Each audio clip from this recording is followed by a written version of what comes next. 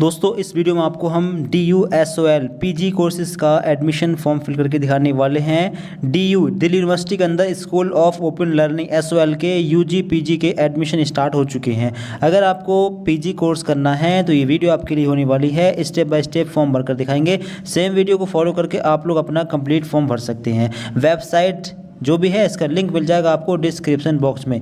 आपको उस पर क्लिक करके सीधा इस वाले पेज पर आ जाना है। अब यहाँ पर आपको दो लिंक मिलेंगे। ये है BA BSc BCom BBA BCA course के लिए, ये रहेगा आपका PG post graduate masters course के लिए, जैसे MA MSc MCom वगैरह इन कोर्सेज़ के लिए। तो आपको इस पर क्लिक कर देना है और इस पर क्लिक करने के बाद में अब आपको अपना रजिस्ट्रेशन करना है। आपको दिखेगा एप्लीकेंट्स फुल नेम, अपना फुल नेम यहाँ पर डालेंगे 10th की मार्कशीट के according. Applicants email address, email ID आप यहाँ पर डालेंगे। री एंटर में दोबारा से ईमेल आईडी डालेंगे।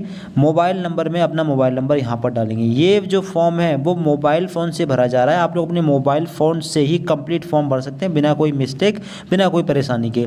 री एंटर में दोबारा से मोबाइल नंबर यहाँ पर डाल देंगे और पासवर्ड, अपना पासवर्ड क्रिएट करेंगे। पासवर्ड कैसे बनाना है, अपना नेम लेंगे। नेम मान लीजिए आपका राम है तो R कैपिटल लेंगे, बाकी के स्मॉल लेंगे, ठीक है। इसके बाद में @ ले लेंगे, फिर 1 2 3 या कोई और नंबर इस्तेमाल कर सकते हैं। इस तरीके से पासवर्ड रखिएगा। री एंटर में दोबारा से वही सेम पासवर्ड डाल देंगे और जो टेक्स्ट जो नंबर आपके सामने है उनको जोड़कर आप यहाँ पर डाल दें। फॉर एग्जाम्पल यहाँ पर 26+ 9 है तो यहाँ पर 34 हम डालते हैं। आपके सामने जो है उनको ऐड करके आप यहाँ पर डाल दें। इसके बाद में रजिस्टर वाले बटन पर आपको क्लिक कर देना है। फिर इसके बाद में आपके मोबाइल नंबर पर एक OTP भेज दिया जाएगा, ठीक है। अब वो OTP आप लोगों को, अपना मोबाइल का OTP आपको यहाँ पर डालना है SMS में जो भेजा गया है, और ईमेल आईडी में जो OTP भेजा गया है वो आपको यहाँ पर डालना है। दो अलग अलग OTP भेजे गए होंगे, दोनों OTP आपको डालना है। ईमेल का OTP यहाँ पर, मोबाइल नंबर SMS में जो भेजा गया है वो यहाँ पर, ठीक है। इसके बाद में जो टेक्स्ट है उनको जोड़कर यहाँ पर डालें, फिर वेरीफाई पर क्लिक करें, फिर आपका फॉर्म वेरीफाई हो जाएगा। अब इसके बाद में आपको दिखेगा your email and mobile number have been verified, ठीक है। आपका मोबाइल नंबर और ईमेल आईडी वेरीफाइड हो चुकी है। अब आपको अपना फॉर्म को लॉगिन कर लेना है। अब डायरेक्ट आप लॉगिन वाले पेज पर पहुंच जाएंगे। अब आपको दिखेगा एंटर मोबाइल नंबर और ईमेल आईडी, तो ईमेल या मोबाइल दोनों में से कोई एक चीज़ यहाँ पर डाल दें। आगे पासवर्ड जो आपने बनाया है वो पासवर्ड यहाँ पर डालें। इसके बाद में जो टेक्स्ट आपके सामने है उनको जोड़कर नंबर को यहाँ पर डालें। इसके बाद में लॉगिन पर क्लिक कर दें, फिर आपका फॉर्म लॉगिन हो जाएगा। अगर पासवर्ड भूल गए हो तो रीसेट कर सकते हैं यहाँ से, ठीक है। बाकी आप मोबाइल नंबर वगैरह वेरीफाई कर सकते हैं यहाँ से। फिर इसके बाद में आपके सामने इंस्ट्रक्शंस वगैरह आएंगे, आप इनको जरूर पढ़िएगा, ठीक है। सेशन 2025-26 MA हिंदी करेंगे तो इसके लिए बैचलर डिग्री आपके पास होनी चाहिए हिंदी सब्जेक्ट के साथ में, ठीक है। वगैरह आप यहाँ पर इनको पढ़ सकते हैं, रीड कर सकते हैं कितनी क्वालिफिकेशन वगैरह मांगी गई है। नीचे आएंगे, नीचे आने के बाद में आपको I have read the important instructions, इस पर टिक करेंगे। इसके बाद में सबमिट का बटन दिखेगा, इस पर क्लिक करके इसको आप सबमिट कर देंगे। इसके बाद में आपका एप्लीकेशन फॉर्म आपके सामने ओपन हो जाएगा। अब पहला जो ऑप्शन है वो है पर्सनल डिटेल्स का। आपको आपका नेम फिल मिलेगा, डेट ऑफ बर्थ आपको यहाँ पर डालनी है, ठीक है। एज़ पर क्लास 10th की मार्कशीट के अकॉर्डिंग अपनी डेट ऑफ बर्थ आप यहाँ पर डालेंगे, ठीक है। तो अपनी डेट ऑफ बर्थ यहाँ पर डालें जो भी है आपकी, ठीक है। इसके आगे रहेगा जेंडर आपका क्या, आप लोग यहाँ पर सिलेक्ट करेंगे। एप्लीकेंट्स मैरिटल स्टेटस, शादीशुदा हों तो आप लगा सकते हैं मैरिट पर, सिंगल हो तो फिर सिंगल वाला ऑप्शन ये रहा। आगे रहेगा category, if you select other than unreserved please provide relevant supporting document. अब यहाँ पर है अनरिजर्व्ड, अगर आप सिलेक्ट करेंगे तो किसी भी डॉक्यूमेंट की ज़रूरत नहीं पड़ेगी। अगर आप OBC सिलेक्ट करेंगे तो फिलहाल में यहाँ पर किसी डॉक्यूमेंट की ज़रूरत नहीं है, ठीक है। अगर आपकी जो भी कैटेगरी है तो अपनी कैटेगरी आप लोग सेलेक्ट कर लें, OBC SC ST वगैरह। फादर नेम यहाँ पर डालेंगे, फादर या स्पॉस फादर नेम डाल देंगे। मदर नेम यहाँ पर डालेंगे। RUN और फैन, मतलब अगर आप अनाथ हों तो यहाँ पर यस कर सकते हैं, बंदा नो पर लगा देंगे। RU a single child parents child, अगर आप अपने पेरेंट्स के सिंगल बेटे हैं, सिंगल चाइल्ड हैं तो फिर यस कर सकते हैं, वरना नो पर लगा देंगे, ठीक है। अगर 2-3 भाई बहन हैं तो फिर नो पर लगा देंगे। RU अ सिंगल गर्ल, अगर आप अपने फादर मदर के सिंगल लड़की हैं, सिंगल गर्ल हैं तो यस कर सकते हैं, वरना नो पर लगा देंगे। ब्लड ग्रुप डालेंगे, अपना ब्लड ग्रुप भी कंपलसरी है। आगे RU person with benchmark disability, तो अगर आप PWD से आते हैं, हाथ पैर से विकलांग वगैरह हो तो लगा दें यस, वरना नो। मोबाइल नंबर फिल मिलेगा, अल्टरनेट मोबाइल नंबर दे सकते हैं, छोड़ भी सकते हैं। ईमेल आईडी फिल मिलेगी, अल्टरनेट ईमेल आईडी दे भी सकते हैं, छोड़ भी सकते हैं। नेशनलिटी ये इंडियन आप लोग सेलेक्ट कर लेंगे। आगे are you an employ of DDCE-SOL, अगर SOL में एम्प्लॉय वगैरह हो तो यस वरना no. Are you an employ of university of Delhi, तो यहाँ पर भी यस नो कर देंगे। अगर दिल्ली यूनिवर्सिटी में अगर एम्प्लॉय हो तो यस वरना no. Want to apply through SOL ward quota, तो वार्ड क्वाटा के लिए अप्लाई करना चाहें तो यस कर दें वरना no. Do you wish to apply through sports policy, sports policy के थ्रू अप्लाई करना चाहते हैं, कोई आपके पास सर्टिफिकेट हो तो यस कर दें वरना नो। करस्पॉन्डेंस एड्रेस, अपना फुल एड्रेस डाल दें लाइन 1 में। लाइन 2 में अपनी तहसील, पोस्ट ऑफिस वगैरह डाल दें। सिटी, अपने सिटी डालें। डिस्ट्रिक्ट डालें, कौन से ज़िले से आप लोग करते हैं। स्टेट सेलेक्ट करें। पिन कोड डालें अपने एरिया का। इसके नीचे है परमानेंट एड्रेस। अब अगर करस्पॉन्डेंस और परमानेंट एड्रेस सेम हो तो फिर सेम एज करस्पॉन्डेंस एड्रेस पर टिक कर देंगे। फिर दोनों जगह पर सेम एड्रेस फिल हो जाएगा, ठीक है। दोबारा फिल करने की जरूरत नहीं होगी। अगर अलग अलग हो तो अलग अलग भी फिल कर सकते हैं। बैंक डिटेल्स ऑफ सेल्फ या पेरेंट ओनली, या तो अपना खुद की बैंक होनी चाहिए या फिर पेरेंट का अकाउंट होना चाहिए। In case of any refund, ठीक है, रिफंड के लिए आप अपनी बैंक की इन्फॉर्मेशन भी देंगे। Relation with the account holder, अगर आपका खुद का अकाउंट है तो सेल्फ, मदर फादर में से किसी का हो तो अपना ले सकते हैं। आगे अकाउंट होल्डर्स नेम, अपना नेम डालेंगे। अकाउंट नंबर डालेंगे, जिसका भरना, जिसका अकाउंट नंबर डालना है, जिसकी इन्फॉर्मेशन दे रहे हैं उसी के हिसाब से भरेंगे। आगे है अकाउंट नंबर, बैंक नेम डालेंगे, ब्रांच नेम डालेंगे यहाँ पर, ठीक है। जो भी है सारी इन्फॉर्मेशन आपको पासबुक पर मिल जाएगी, देखकर यहाँ पर डाल देंगे। IFSC कोड भी डालना है, स्टार लगा हुआ, मतलब सारे ऑप्शन भरने जरूरी है। नीचे income and financial support scheme, annual family income, annual family income कितनी है, लेस देन 1 लाख, 1 लाख से कम है तो ये ऑप्शन, 1 से 4 के बीच में ये, 4 से 8 के लिए ये, मोर देन 8 तो ये रहा, ठीक है।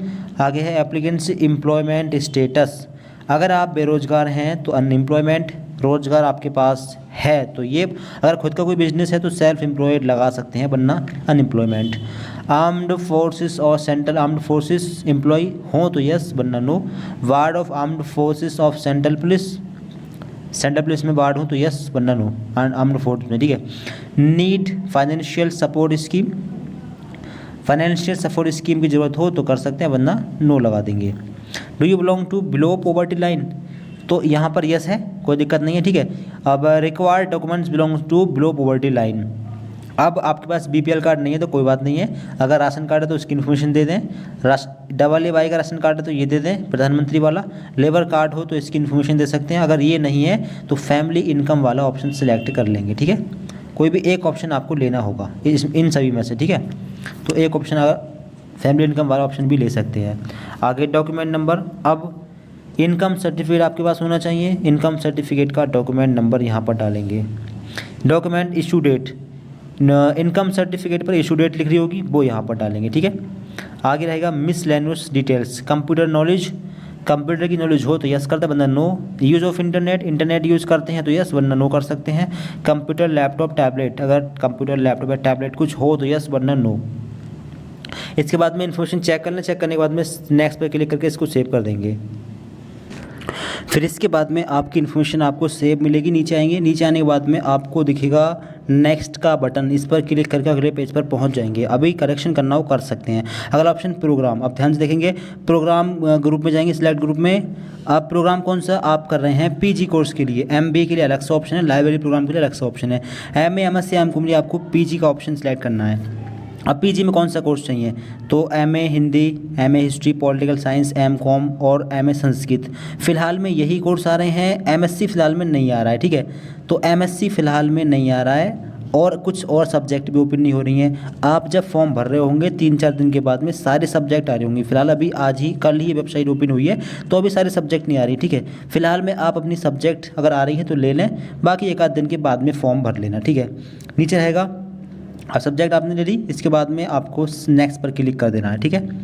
अब इसके बाद में फिर से आपको नेक्स्ट पर क्लिक करना, नीचे आने के बाद में अब अगला ऑप्शन है academic. Are you already registered in university of Delhi, अगर यूनिवर्सिटी ऑफ दिल्ली में आप रजिस्टर्ड हो, आपने UG कोर्स या कोई डिप्लोमा कोर्स वगैरह किया हो DU से, तो यस कर सकते हैं, वरना नो पर लगा देंगे। लैंग्वेज प्रोफिशिएंसी, आप कौन सी लैंग्वेज जानते हैं, इंग्लिश को रीड करना जानते हैं तो इस पर लगा दें। राइट लिखना भी जानते हैं तो इस पर लगा देंगे, अगर बोलना जानते हैं तो इस पर लगा देंगे। अब हिंदी लिखना पढ़ना और बोलना जानते हैं तो तीनों पर लगा सकते हैं, जो जानते हैं वो लगा देंगे। अदर पर अदर कोई और लैंग्वेज आती है, उर्दू, पंजाबी, गुजराती वगैरह, तो उसका नाम डालेंगे। और वो लैंग्वेज रीड करनी आती है तो रीड पर लगा दें, राइट तो राइट पर लगा दें, बोलनी आती है तो स्पीक पर भी लगा सकते हैं, वरना छोड़ भी सकते हैं, ये ऑप्शनल है। नीचे क्वालिफिकेशन डिटेल्स क्लास 10th का पासिंग ईयर यहाँ पर सिलेक्ट करेंगे, ऑप्शन आ रहा है सिलेक्ट करेंगे। 10th किस ईयर में पास किया है, क्लास 10th के स्कूल का नाम डालेंगे, क्लास 10th के बोर्ड का नाम डालेंगे, जो भी बोर्ड है, यूपी बोर्ड हो, एमपी बोर्ड हो, सीबीएसई हो, जो भी हो। डिवीज़न डालेंगे, क्लास 10th में कितनी डिवीज़न थी, तो 64 से ऊपर है तो फर्स्ट, 48 से ऊपर है 64 के बीच में तो सेकंड, 48 से कम है तो थर्ड है।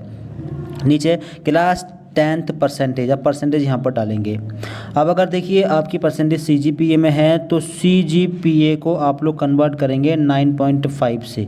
फॉर एग्जांपल आपका CGPA 6.9 तो मल्टीप्लाई बाई 9.5, या हो सकता है 10 से मल्टीप्लाई हो रहा हो, अपने आप कॉलेज में पता कर लेना, ठीक है। फिर परसेंटेज निकलेगी, परसेंटेज यहाँ पर डाल देना। सब्जेक्ट क्लास 10th, तो क्लास 10th में कौन सब्जेक्ट थी, सब्जेक्ट के नाम डालेंगे 1 2 3 4 5 6। क्लास 10th में यूपी बोर्ड में 6 सब्जेक्ट होती हैं, 6 के नाम यहाँ पर सिलेक्ट करेंगे और डाल देंगे, ठीक है। सिलेक्ट नहीं है मतलब लिखेंगे और डाल देंगे, ठीक है, लिखना पड़ेगा आपको यहाँ पर। क्वालिफिकेशन डिटेल्स क्लास 12th का पासिंग ईयर यहाँ पर सिलेक्ट करेंगे, जो भी आपका। क्लास 12th का स्कूल का नेम डालेंगे, बोर्ड का नेम यहाँ पर डालेंगे, डिवीज़न डालेंगे, कौन सी डिवीज़न है। क्लास 12th में 60% से ऊपर है, 60 है तो फर्स्ट है, 60 से 48 तक सेकेंड, 48 से कम पर थर्ड है। आगे परसेंटेज डालेंगे, क्लास 12th की परसेंटेज और क्लास 12th की सभी सब्जेक्ट के नाम यहाँ पर डाल देंगे। यूपी बोर्ड में 5 सब्जेक्ट चलती हैं तो 5 के नाम डाल दें, अगर कोई और बोर्ड हो तो अपने हिसाब से आप डाल सकते हैं, ठीक है। क्वालिफिकेशन डिटेल्स ग्रेजुएशन, अब ग्रेजुएशन की डिटेल देनी है आपको। सिलेक्ट स्टेटस, जो ग्रेजुएशन है आपने अगर कंप्लीट पास कर लिया है तो पास पर लगा दें।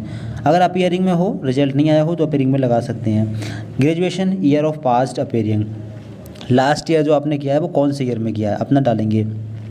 ग्रेजुएशन नेम ऑफ यूनिवर्सिटी, कौन सी यूनिवर्सिटी से आपने ग्रेजुएशन किया है, आप लोग अपनी यूनिवर्सिटी का नाम यहाँ पर डाल देंगे। फॉर एग्जांपल MGPRU हो, CCSE हो, जो भी हो। MGPRU है तो MGPRU बरेली, इस तरीके से डाल देंगे, ठीक है। अपनी यूनिवर्सिटी नाम यहाँ पर डालेंगे। आगे ग्रेजुएशन ऑनर्स इन सब्जेक्ट, अगर ऑनर्स से किया हो तो यहाँ पर नो लिख देंगे, क्योंकि अगर आपने ग्रेजुएशन ऑनर्स से किया होगा 4 साल वाला तभी आपको सब्जेक्ट का नाम डालना है, वरना आप नो कर देंगे। आगे डिवीज़न, अब 60 से ऊपर है तो फर्स्ट डिवीज़न है, 60 से कम है तो सेकंड, ठीक है, अपने हिसाब से आप लगा देंगे। ग्रेजुएशन कॉलेज मतलब ग्रेजुएशन जहाँ से किया आपने उस कॉलेज का नाम क्या है, कॉलेज का नाम डालना है। ग्रेजुएशन प्रोग्राम नेम, अब कौन सा कोर्स किया है उस कोर्स का नाम डालना है। फॉर एग्जांपल आपने किया है BSc तो B और S और C, BSc इस तरीके से डाल देंगे, BSc BA BCom जो भी किया हो। आगे ग्रेजुएशन परसेंटेज यहाँ पर डाल देंगे। अगर परसेंटेज CGPA में है तो CGPA मान लीजिए आपका 7.2 है, आप 7.2 को कैलकुलेटर में जाकर 9.5 से मल्टीप्लाई करें, फिर आपकी परसेंटेज आ जाएगी, उस परसेंटेज को यहाँ पर डाल देंगे, ठीक है। आगे सब्जेक्ट नेम UG, अब यहाँ पर सब्जेक्ट नेम UG 1 2 3 4 5 6 हैं, तो अगर 3 सब्जेक्ट डालकर आपका फॉर्म सेव हो रहा है तो डालकर देखें, वरना यहाँ पर जो है स्टार लगा है 6 ऊपर। तो अगर आपने रेगुलर से अपना ग्रेजुएशन किया है तो पहले सेमेस्टर में कौन सी सब्जेक्ट थी, एक सब्जेक्ट का नाम डाल दें। दूसरे सेमेस्टर के सब्जेक्ट का नाम डाल देंगे एक का, तीसरे सेमेस्टर का। इसी तरीके से अपने 6 सेमेस्टर की एक सब्जेक्ट का नाम यहाँ पर डाल देंगे, ठीक है।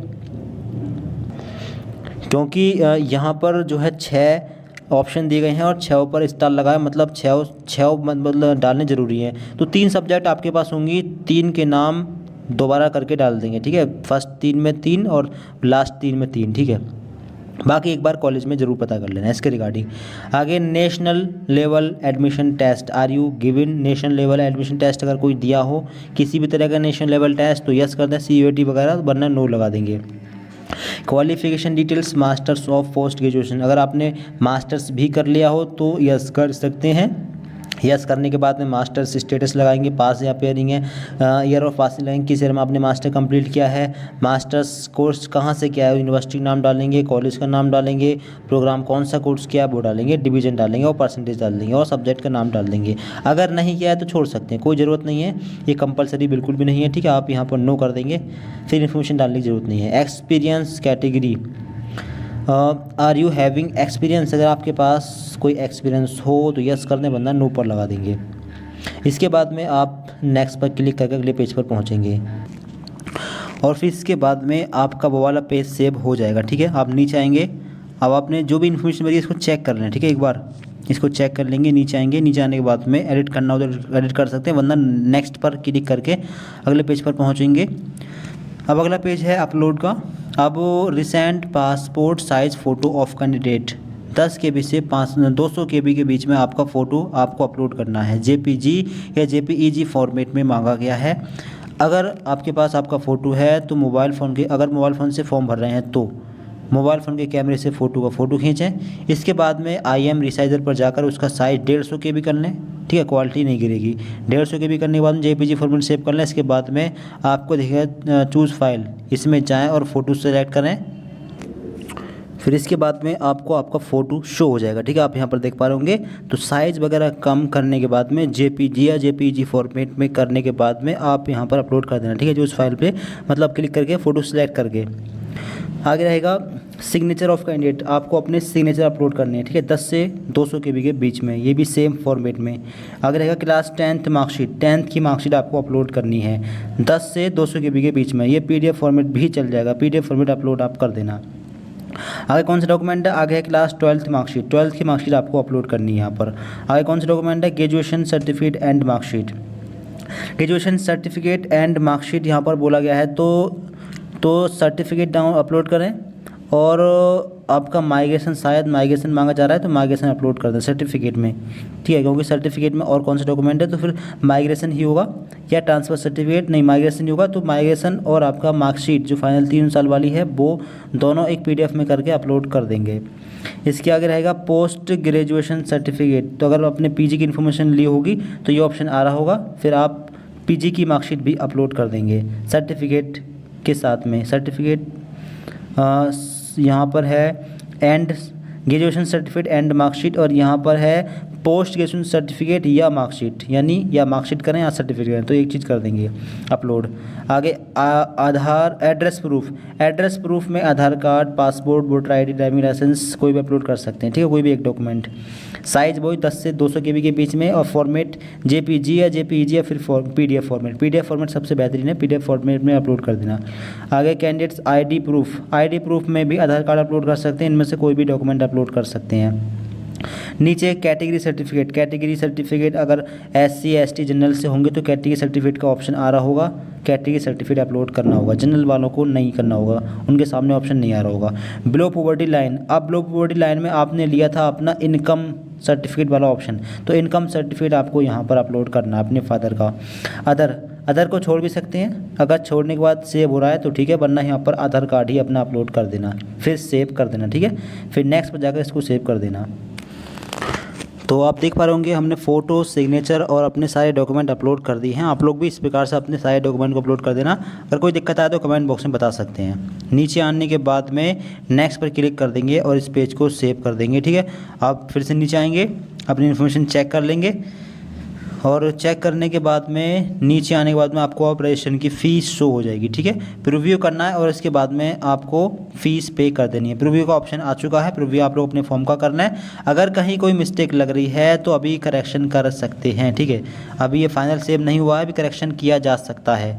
ठीक है, जिस ऑप्शन में करेक्शन करना हो उस ऑप्शन पर पहुँचें और अपना करेक्शन आप कर सकते हैं। ठीक है, करेक्शन नहीं करना है, फॉर्म बिल्कुल ठीक भरा गया तो फिर नीचे आएगा।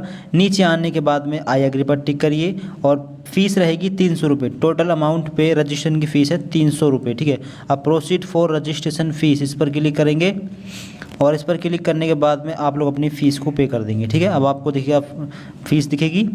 अब QR कोड से फ़ीस पे करना चाहें QR कोड ले लेंगे। इसके बाद में प्रोसीड नाउ पर क्लिक करेंगे, फिर QR कोड आएगा, इसका स्क्रीनशॉट ले लें और अपने फ़ोन पे या फिर जो भी ऐप यूज़ कर रहे हैं उसमें जाएं और उसमें अपना स्कैनर निकाल लें, इसको स्कैन करें और फिर एक लिंक आएगा, उस लिंक पर आप लोग पेमेंट कर दें। फिर तुरंत इस वाले पेज पर आएँ, ये पेज आपका सेव हो जाएगा। फिर यहाँ पर फ़ीस सक्सेसफुल दिखाएगा, फिर आपकी फ़ीस पे हो जाएगी। फिर आपको क्या करना है, दोबारा से फॉर्म को लॉगिन करना है। प्रिंट निकालने के लिए दोबारा से फॉर्म को लॉगिन करना है और अपना जो है प्रिंट निकाल लेना है। ठीक है, बाकी एग्ज़ाम डेट वगैरह की जानकारी के लिए आप चैनल सब्सक्राइब कर लें, दोस्तों को वीडियो शेयर कर दें। कहीं कोई दिक्कत आए तो कमेंट बॉक्स में बता सकते हैं। Thanks for watching this video.